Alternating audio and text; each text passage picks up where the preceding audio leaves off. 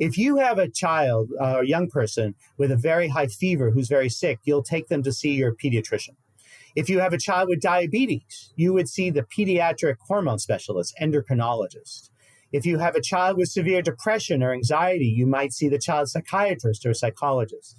If you have a child with issues in terms of the transition to adolescence and, for example, an eating disorder, you might see someone in my field, an adolescent medicine specialist.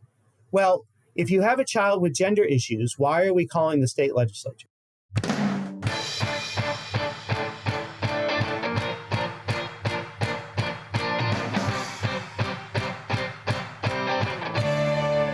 Hello, and welcome to the PoliticsGirl podcast. I'm your host, Lee McGowan. Let's get into it. It's easy to criticize government, and candidly, there's plenty that deserves criticism. But government is not something we can live without. So I think we should spend less time complaining about it and more time understanding what it does so we know what to ask for or how to fix it. I've said it before and I'll say it again. Ronald Reagan did us a great disservice when he said the 9 most terrifying words in the English language are, "I'm from the government and I'm here to help."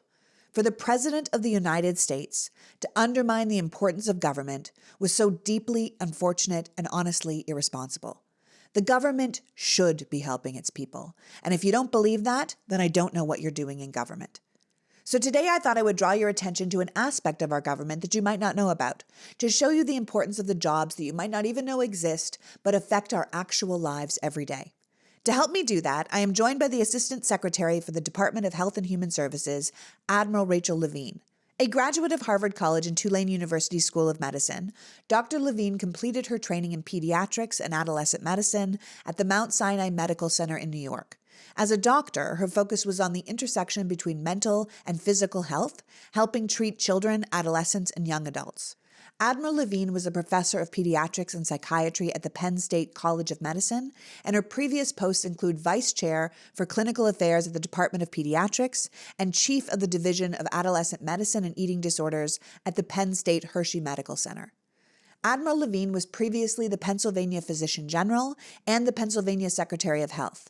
During her time in state government, Admiral Levine worked to address Pennsylvania's opioid crisis, focused her attention on maternal health, and worked diligently to improve immunization rates among children. Her decision to issue a standing order for an anti-overdose drug is credited with saving thousands of lives in Pennsylvania by allowing law enforcement officers to carry the drug and citizens to purchase it without a prescription. She also led the public health response for COVID-19 in Pennsylvania as a Secretary of State of Health until 2021.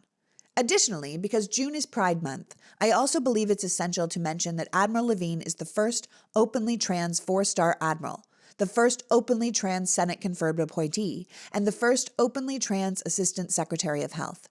And as she has said herself, she is proud to be part of an administration where everyone can see themselves reflected in leadership, that we have come so far, and here is to shattering more ceilings. So without further ado, please welcome my guest, Assistant Secretary for the Department of Health and Human Services, Admiral Rachel Levine. Welcome, Admiral. Well, thank you so much. It's a pleasure to be here. Thank you for joining me. As I was saying in the introduction, there is so much that people don't understand about our government, not just how it works, but what they're responsible for, what the departments do, that our federal government isn't just, taxes and thwarting terrorism. It's food safety and making sure our planes don't fall out of the sky and clean drinking water and the quality of our highways, right? So we're having this conversation today so that we can all better understand what the Department of Health and Human Services does, what they care about, what your team would like to see, and how broad the HHS mandate really is. That sounds great. Terrific. Now, before we get into what you do for work, I want to talk briefly about your title, because what you are called is a Four-Star Admiral. But when people hear that, they automatically assume you've been in the Navy, which my father-in-law, who is a career lieutenant commander and worked for 26 years in the Navy, but you are not an admiral in the Navy. You are an admiral in the United States Public Health Service Commissioned Corps, which is a uniformed service branch of the United States Public Health Service, which is, and correct me if I'm wrong, a service of health professionals who work to protect, promote, and advance the health and safety of our nation. So this is groups of people that include officers that are in various health-related professions like doctors, nurses, pharmacists, even dentists, other trained medical professionals. And it doesn't require traditional military experience like the other branches of our armed services, but the ranks are quite similar. Is that correct? So that is entirely correct. We are one of the 8 uniformed services. There are services, of course, through the Pentagon, Army, Navy, Marines, Air Force, Space Force, but there's also the Coast Guard, and there's NOAA, the Department of Commerce, but then there's us, and we are the United States Public Health Service Commission Corps. The Public Health Service was started in 1798 as the Marine Hospitals, and we have 5,600 dedicated medical and public health professionals that serve our nation throughout our country and also abroad. Because they were started with the Marine hospitals, that's why we have a nautical theme to our uniform. So it looks very similar to the Navy uniform, but we're not in one of the armed forces. We're not military, we're public health. Right. But you typically progress through the ranks with the same qualifications, expertise, and your contributions to public health. Is that correct? Yeah, so we have the same ranks that they do in the Navy: lieutenant, lieutenant commander, commander, captain, and then various stages of admiral. But my position and the position of the Surgeon General, Vice Admiral Vivek Murthy, are unique. So we are really, in the federal government, the only 2 people in positions that are medical professionals, not in uniform, but we are nominated by the president, confirmed by the Senate, and then for the Surgeon General becomes a 3-star admiral, and then the Assistant Secretary for Health, a 4-star admiral. So that, I like to say I've been in uniform for more than 40 years.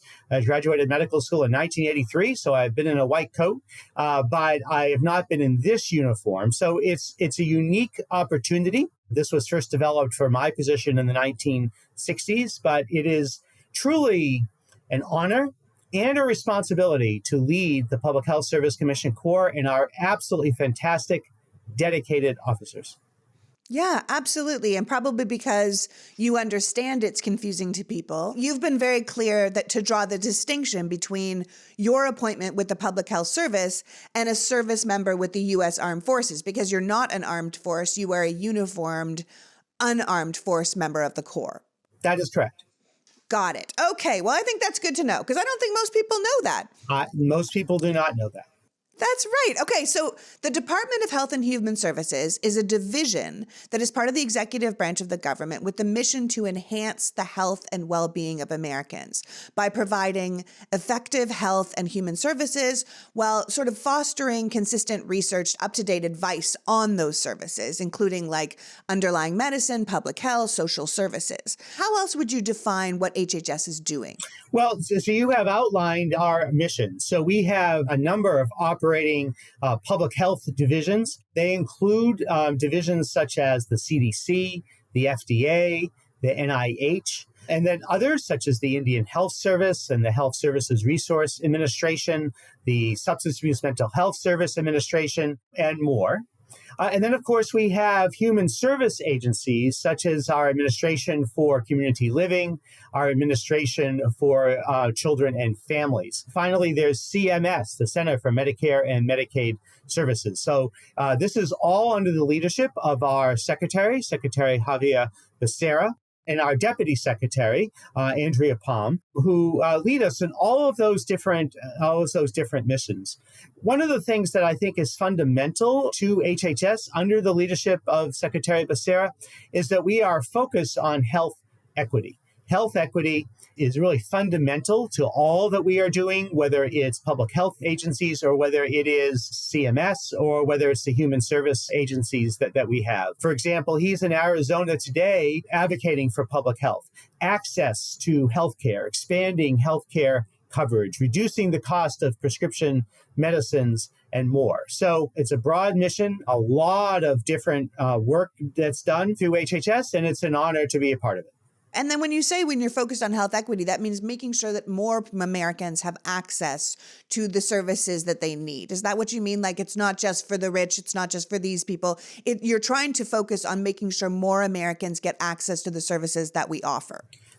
Absolutely. That Americans have access to the healthcare coverage, human service plans that they need and that they deserve. And so, we need to deal with the health disparities that are present in our nation. And those health disparities have been exacerbated by the COVID-19 pandemic.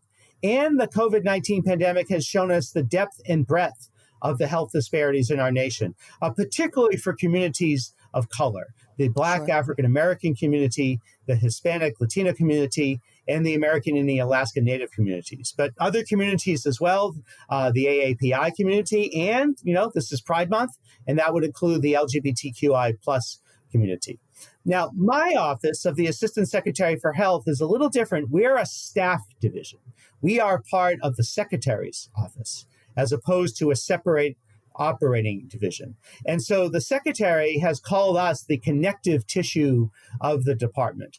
Personally, I was hoping for the beating heart of the department, but we got connective tissue. Connective tissue, all right. And so the Secretary calls on us to pull together and to collaborate and to coordinate with all of the other operating divisions about public health.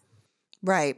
So you're primarily focused on addressing public health concerns, disasters, even crises here, and then sometimes abroad. I think HHS also does things abroad. Like I know you deployed people overseas to Africa during Ebola. I'm assuming you went to China during COVID. No. You didn't? Okay. No. So we were in Africa during Ebola. That was a unique mission led by our Surgeon General, who was the Surgeon General at that time, Vice Admiral Vivek Murthy. But the CDC has numerous equities abroad and personnel abroad, as does our Office of Global Affairs, which is a staff division of the Secretary. So lots of work abroad, but we were not deployed to China or to any other country. We were deployed like never before for the Public Health Service Commission Corps in the United States and had more deployments for healthcare, for testing, and for vaccinations than ever before. Yeah, no, I think it's just amazing because I don't think people understand how big, when people say, oh, government's too big, I'm like, you don't understand how many jobs they're doing. When they say we're going to blame the president, you're like, no, there's so many divisions under the president, the amount of people that work even just in the executive branch of the government. I mean, you're talking about leading an estimated 6,000 people at the HHS. These are health service officials. This is people in all the different divisions, CDC, FDA, NIH, but also, as you were saying, Indian Health Services, the federal prison system. You guys are in there. Your job involves working closely with the Surgeon General for all the problems that America might face. I mean, we hear so much these days about the mental health crisis in America. That's exactly right. Right. And I know that the Biden administration has been out here doing so much for that. You guys just invested $1 billion in something called the 988 Suicide and Crisis Lifeline because the suicide rate in our country has got so high. That's a tremendous investment in the lives of our citizens. And I don't even think most Americans know that those are the kind of investments we're making or that the federal government is even focusing on our long-term health like that. So mental health issues have been very prominent in the Biden-Harris administration and a priority of Secretary Becerra. In my academic medicine career as a pediatrician and adolescent medicine specialist, I have really focused on that intersection between physical health and mental health. And we've had mental health challenges in the United States, particularly among our youth, and they have been exacerbated during the acute phase of the COVID-19 pandemic. So we work very closely in my office with my friend and colleague, Assistant Secretary Delphin Rittman of SAMHSA, the Substance Abuse Mental Health Service Administration. And there's a lot of work done on having more connections between physical and mental health, more interactions. Also, as you said, in terms of preventing suicide with the 988 hotline, as well as working on the opioid and overdose crisis and the challenges of synthetic fentanyl compounds, xylazine, and more. So you can see how many different issues that we deal with at HHS.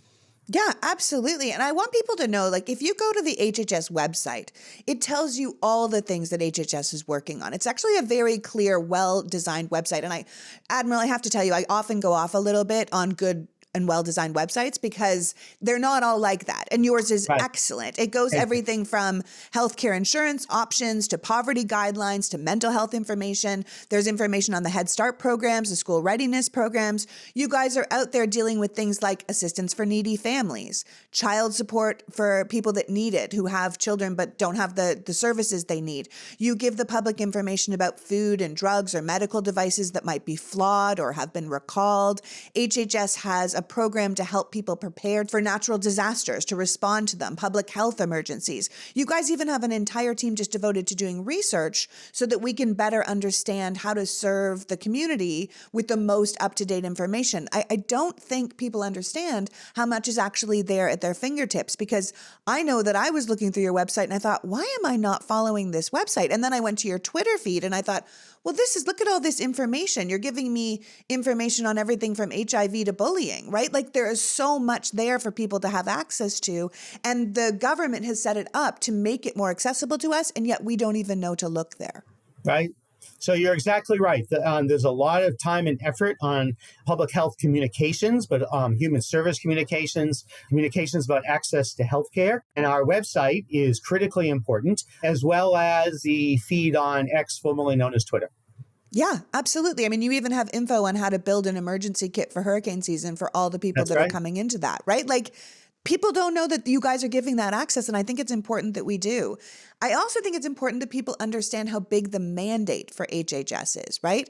That you guys are out here trying to do so many things because you're working with other departments. Like I saw that you're recently working with the Office of Climate Change and Health Equity and experts from the Environmental Protection Agency and officers from the Treasury, getting people together to talk about opportunities to make our country more resilient and sustainable with climate change, which is so important because we're looking at these heat waves being forecasted across the U.S. for this summer that will probably result in another record-breaking year. And it's not good for human health, these levels of heat. We see people collapsing, all the time, all over the world and here in America. And I think that people should know that the federal government is already launching tools to identify where the risks are related down to the zip code level, where officials can say, it's really going to help save lives if we say this heat wave is coming, you should try this, you should organize this. And it'll be amazing assistance to local and state governments so they can more effectively steer their resources in the right place to help the people. Will you talk to me a little bit about the focus on environmental justice that you guys are looking at? Sure. So dealing with the impacts of climate change and other environmental challenges has been a priority for the Biden-Harris administration and for our secretary. So we have a new office that you mentioned, our Office of Climate Change and Health Equity, affectionately known as OCHE, which is in my portfolio. It is under the Office of the Assistant Secretary for Health. And we collaborate across HHS. We work with the CDC and the FDA, NIH, and more. And we work with other agencies, as you mentioned, EPA, Treasury Department, in terms of looking at the health impacts of climate change. And you named one of them, which we're going to be encountering this summer, and that is extreme heat. We're seeing extreme heat throughout the world and throughout the country. I have traveled the country and seen extreme heat, of course, in the Southwest and the Southeast, so in Arizona, New Mexico, and Florida. But we've had extreme heat in Seattle and Portland, in Chicago, and New York City and Boston as well. And so we want to provide information both for local governments as well as for people about how to predict that and how to address extreme heat. Another has been the forest fires that are common out west, but we have even seen the impact right here in the East Coast last year with very poor air quality due to forest fires in Canada. Sea level rise impacts a large part of the country and more. We're working to help those communities and to help people develop resilience to the impacts of climate change. But also, we are working with our country's health systems to try to develop resiliency of hospitals and health systems in the supply chain to that impact of climate change, and to actually work to decarbonize the health system. Healthcare produces 8.5% of our country's climate warming emissions, and we want to get that down 50% by 2030 and down to net zero by 2050. And we're helping hospitals and health systems and others do that with money from the Inflation Reduction Act. So that's how we work with the Treasury Department. This office has a sister office of environmental justice. And we have traveled around the country seeing the impacts of environmental pollution on public health. For example, I was in Watts in LA next to a metal recycling plant that was contaminating the area next to a school. I've seen the impacts of sewage in Cahokia Heights Illinois, and the impact of pollution and environmental challenges, as well as climate change impacts in rural Alaska. So we see this throughout the country. In Orlando, Florida, we met with migrant farm workers. And what the migrant farm workers talk about in their community is that they leave their kidneys in the fields.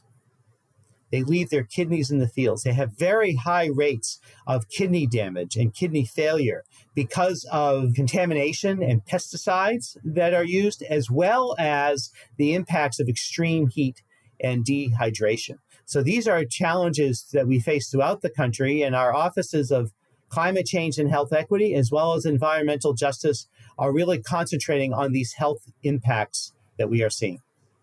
Yeah, it also sounds like you're being proactive instead of just trying to constantly be reactive, where you're like, oh God, this is coming. You're saying this is going to come. Let's prepare the hospitals. This is going to come. Let's prepare the state. This is going to come. We're seeing this. Let's try and change these factors so we're not constantly just reacting. We can start planning ahead. That is exactly correct.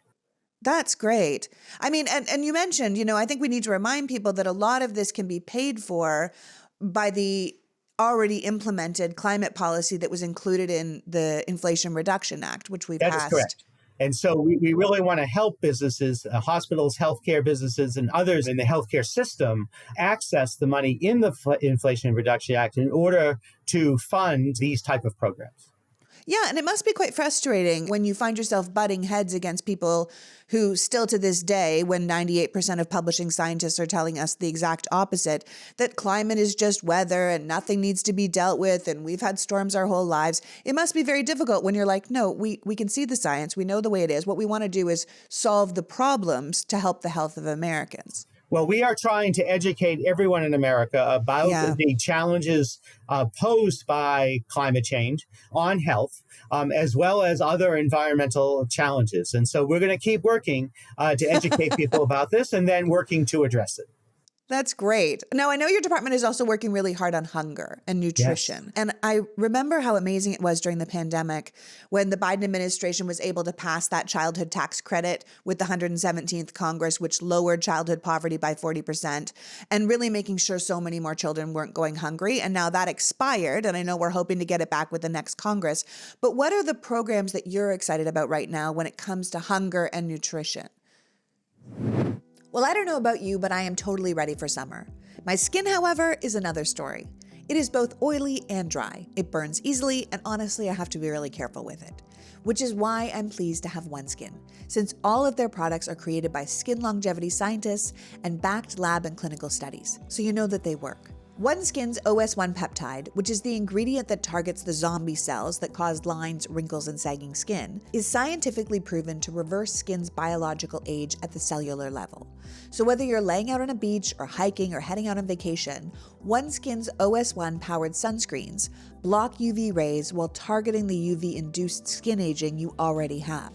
I'm loving their sunscreen, but I'm also really excited about their new limited edition bundle of summer skincare essentials, which includes their daily moisturizers and broad spectrum sunscreens for the face and the body.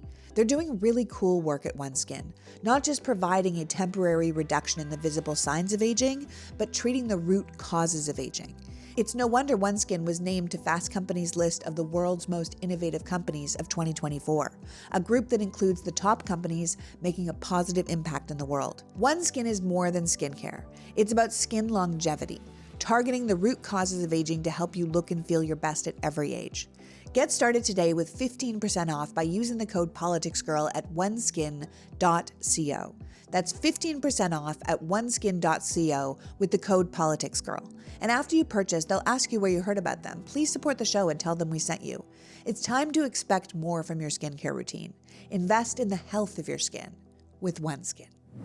So we got a Birch mattress for my brother and sister-in-law for their beautiful new ADU in San Diego, and everyone who stays there tells them how comfortable the bed is. And why shouldn't it be?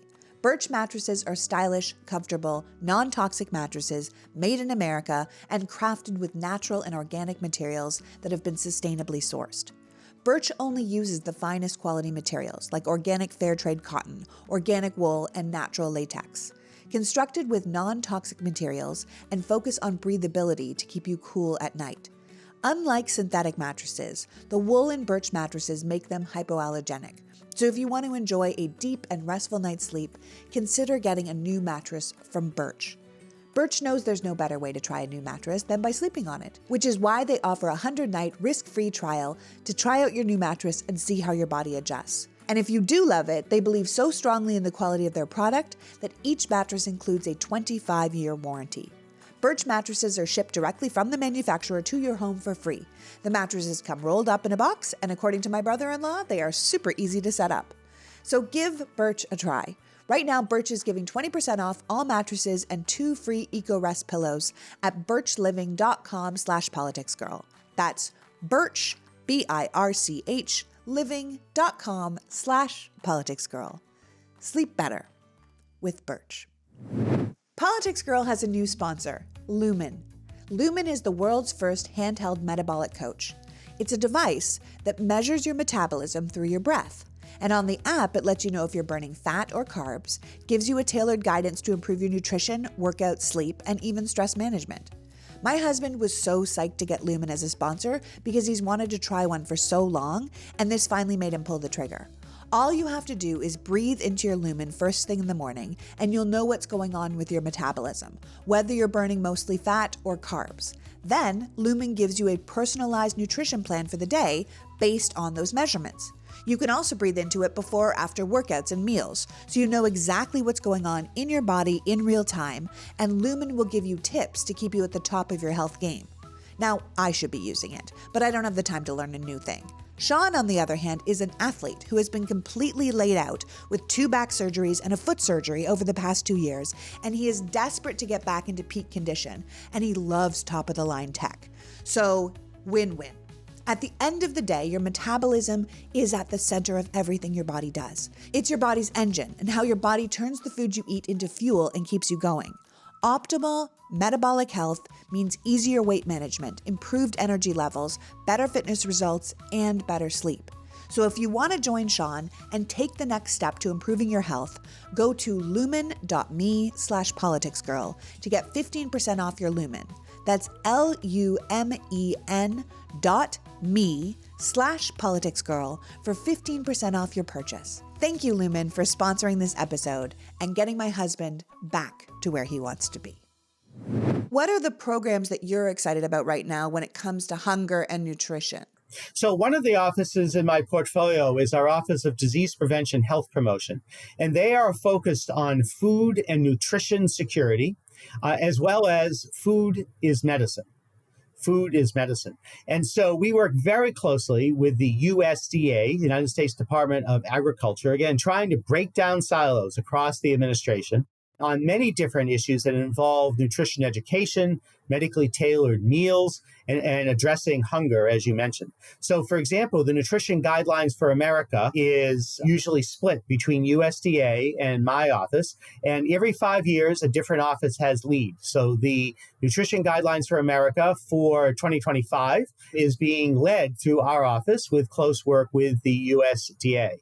Also, the Physical Activity Guidelines for America. The President's Council on Sports, Fitness, and Nutrition is through our office. And our secretary has a specific interest in terms of food is medicine. And so I'll give you an example of a great educational program that we saw. And this was right in Washington, D.C., and is called Fresh Farm Food Prints. And what they do is they go into local schools and they work with the children. These are our grade school children, and they plant vegetables and fruits and vegetables in their garden. Then they harvest them, and then they learn how to cook them, and they eat them right in school. And then they send home recipes for parents. So it's such a great type of education program that teach children about all aspects of food and nutrition. We work with the USDA to support their programs of WIC. What could be more important, remember I'm a pediatrician, than nutrition for pregnant women, infants, and children? Pregnant women, infants, and children. That's the WIC program. And we went to a WIC and supported WIC program in Nashville, Tennessee, their SNAP program. And so many other issues. CMS has stake in this in terms of Medicaid dollars to support healthy nutrition. And tell people, Admiral, tell people what CMS is. I don't think they know. CMS is the Center for Medicare and Medicaid Services.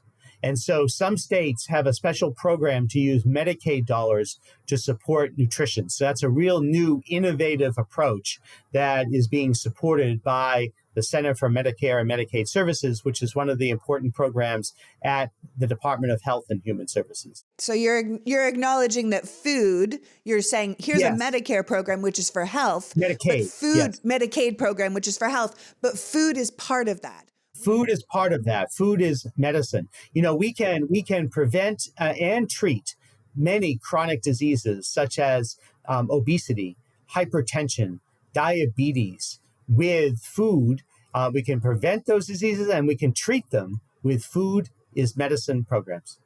I don't think people understand, honestly, like how many divisions have you talked about? There's all of these people working in our federal government to try and make Americans healthier, whether that's planting food at the school level so children learn how healthy food is grown and take it home and eat it to feed their bodies, to all the way up to people that are taking Medicaid, correct? I got that right this time? Medicaid, and learning how food can be medicine at that level. I mean, that's right. I love that HHS has their hands in so many different pots, but it really comes down to, as you said, breaking down the silos amidst the administration. So this organization is working with this organization. There's a lot of synergy between this group and this group to try and make what's best for the American people. When I was looking through the stuff that you were focusing on, and this is we're going to take a real left turn here, but I was looking at HHS pushing to draw attention to syphilis right now. That's and correct. when I read that, I was like, why? Like what? And all I could think is, do I know what syphilis is? Like, I know it's an old fashioned thing. It's in all my old novels, people died of syphilis, but like, what is it? So I went and I looked it up and, I'm a nerd. So I went and looked it up and I realized that syphilis is usually transmitted during sex or pregnancy or through blood transfusions, but it is totally curable with the right antibiotics. However, Correct. if you leave it, it goes from a sore to a body rash to affecting your internal organs, which is probably why all the people in my novels died from it, right? But That's you're right. out here trying to teach people how not to get sick, or if you get sick, how to treat it immediately, which I think is so important, but also exactly what HHS should be doing. That's exactly right. So our office, one of my offices is the Office of Infectious Disease and HIV Policy, is working very closely with the CDC, Center for Disease Control and Prevention, the FDA, the Food and Drug Administration, NIH, the National Institutes of Health, and more, about sexually transmitted infections. And one of them that is really causing a crisis in the United States is syphilis. What's old is new. So syphilis is a sexually transmitted infection. By the year 2000, we had very few cases of syphilis in the United States. But in the last 20 years or more, we are seeing a significant increase of syphilis globally and seeing a significant increase of syphilis in the United States, really throughout the country. And so I have started a task force, a primary and secondary syphilis and congenital syphilis task force across HHS, but also across the federal government. For example, we're working with the VA, Veterans Administration, and their hospitals, as well as the Department of Defense and the Defense Health Agency. And so we are working to try to really decrease the rates of syphilis and congenital syphilis in the United States. And we're doing this through an emphasis on prevention, on screening for syphilis, because there are readily available tests for syphilis, on testing. There's a new rapid test for syphilis, which has opportunities, and then diagnosing syphilis and treating syphilis with antibiotics. Syphilis is preventable, it can be diagnosed, and it can be treated with antibiotics. There is no vaccine, however, for syphilis.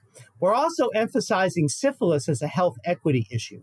We are seeing a number of communities that are particularly at risk, including the Black African American community, the Native American Alaska Native community, and the community of gay and bisexual men and other men who have sex with men. So we are leaning in from health equity, and we're leaning in on the 14 states and jurisdictions that have the highest rates. So, this is part of our work looking at the syndemic, which means the cluster of different issues of HIV, of hepatitis, of sexually transmitted infections, including syphilis, and also people using substances, so, particularly opioids such as synthetic fentanyl compounds and methamphetamine. So we're working to address all of those things at the same time. And so this is a priority for us under the Secretary's leadership, and I am leading this task force. What an incredibly huge job. I mean, you must come to work like, hibby. Like, that is a lot going on, because I know you're out here. You were just talking about there's no vaccine for syphilis, right? But then we have people in this country right now who are trying to once again are going on an anti-vax path. So we see a rise of measles coming back. I mean, I just saw something on your website that was like, here are the recommendations for teenagers that should be up to date on. And you had three. You had the meningitis vaccine, you had the HPV vaccine, and you had the Tdap vaccine. You were like, these are things teens should have. But we know things that children should have too. And it must be very hard for you doing all this work, trying to be proactive, to see the anti-vax movement growing, which obviously took on some power during the COVID crisis, but is now continuing in schools and with certain groups suggesting we shouldn't even vaccinate for things like whooping cough or measles anymore. And you see the uptick in this. It must be very hard from a health perspective to go like, no, don't go backwards. Well, we are dedicated to addressing this issue. So vaccinations, immunizations are one of the victories of public health in the 20th and 21st century. Scourges such as diphtheria, polio, measles, mumps, German measles, something called HIV or HIV, meningitis, all these conditions we don't see now for the most part because of safe and effective vaccines. And so as a pediatrician, I know how critically important the childhood and adolescent vaccines are, but then there are also adult vaccines that are very, very important that as a senior I have gotten.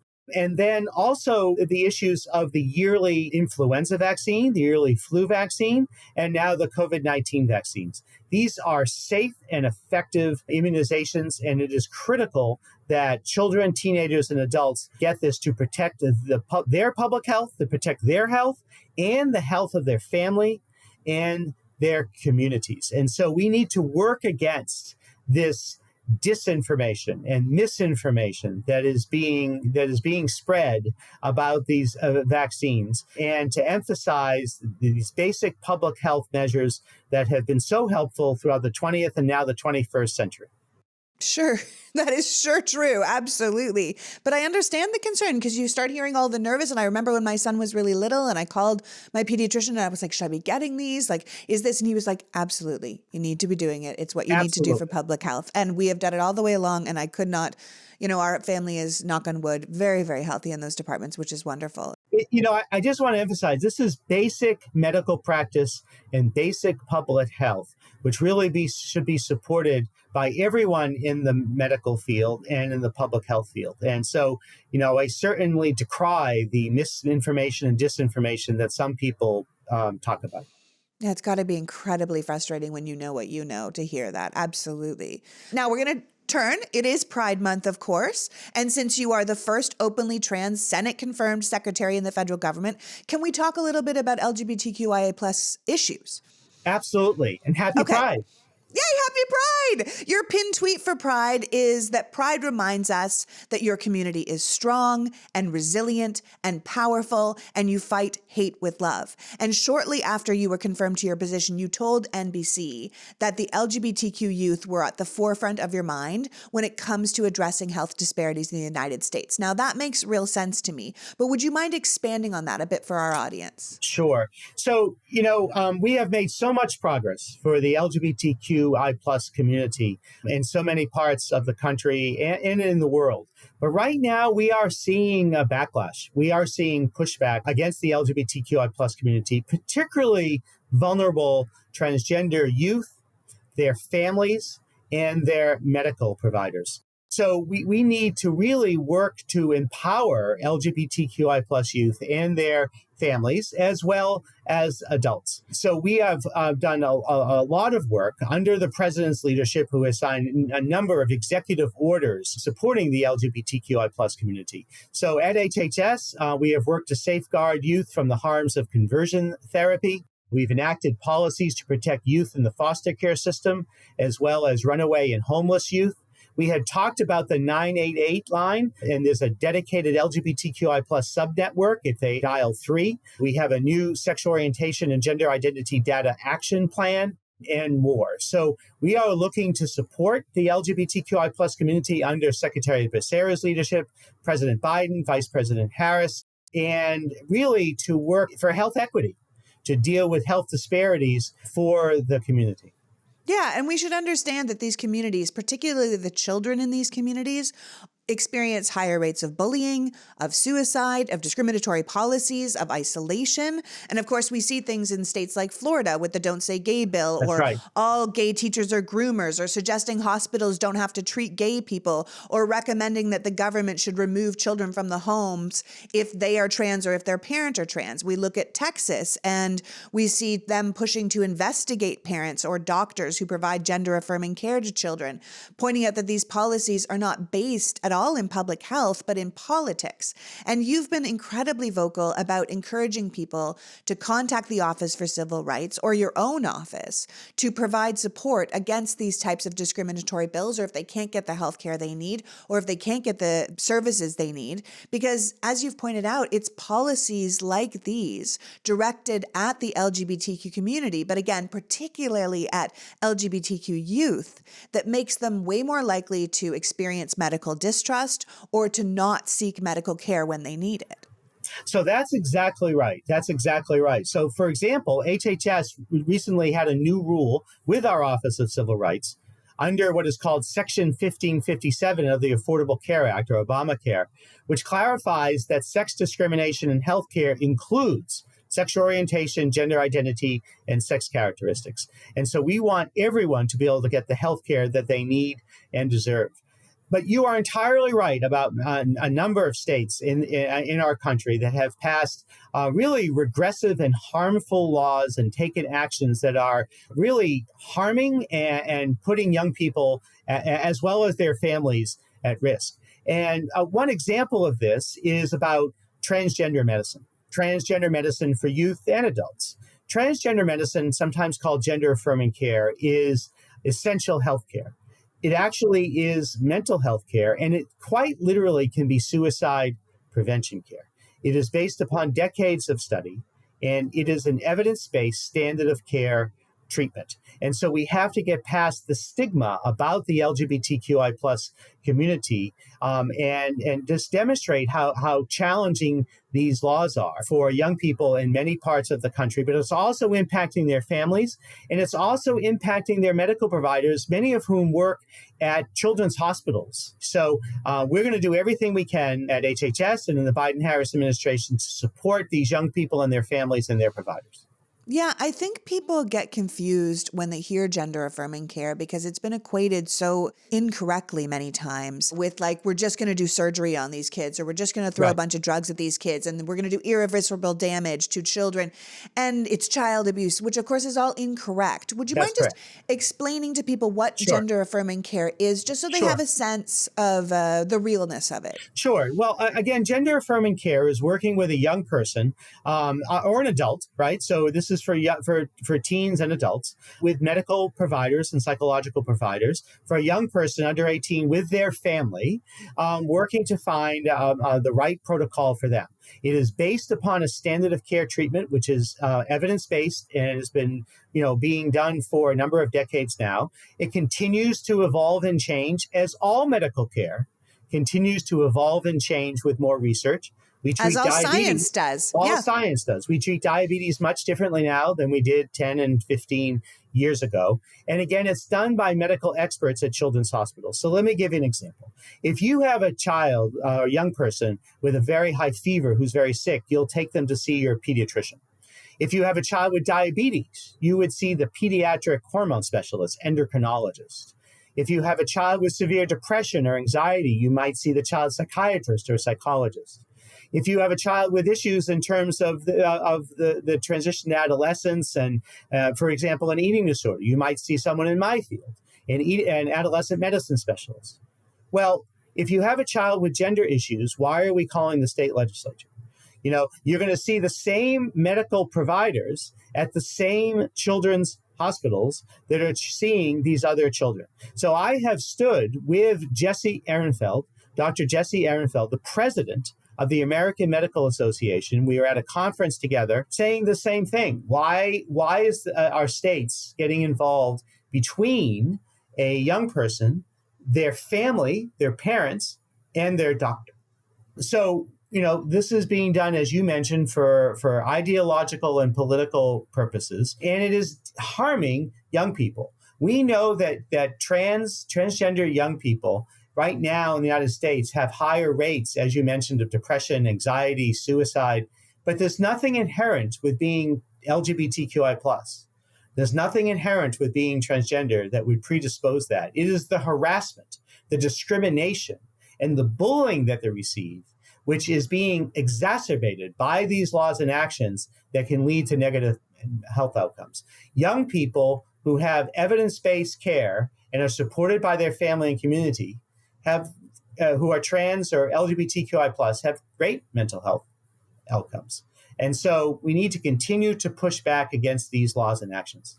Yeah, there's nothing wrong with the child. The problem is with society, That's and we exactly need to acknowledge that. Yeah, I think that's why having someone like you in your position, a four-star admiral, a lifelong public servant, a doctor, is not just a sign of progress or an indicator of, say, President Biden's commitment to equity and inclusion and diversity, but it's a visual representation that these kids belong, that they shouldn't feel ashamed, that they shouldn't feel different, that our country wants to take care of their health too, that they are just as important, which is why I think you guys did a designated line in that suicide hotline. That's right. For those children dealing with those particular issues, because it is a very specific issue.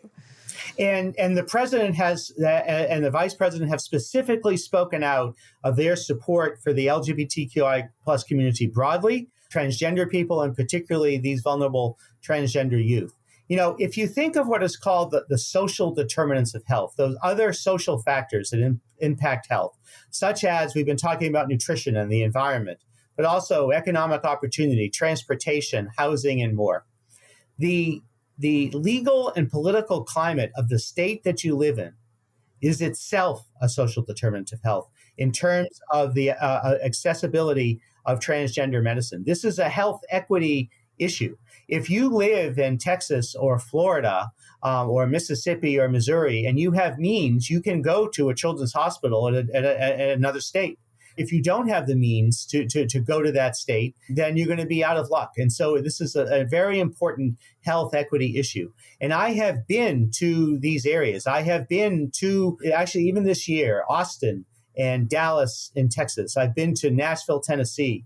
I'm going to Jacksonville, Florida. I've been to Kansas City and St. Louis, Missouri. And I've talked to these young people and these families and their medical providers and LGBTQI plus adults. We tried to go to Boise, Idaho, but we got snowed out. But we've been we go into these places, talking to these young people, to families, to these adults, to these medical providers to provide support and encouragement. And you're exactly right. I mean, one of the honors that I have in being in this position is that representation matters. It does. It does. And why should you have a different health outcome depending on your state? You know what I mean? Exactly right. If you are a trans child in Texas or a trans child in California, you have a completely different health outcome. That can't be correct, right?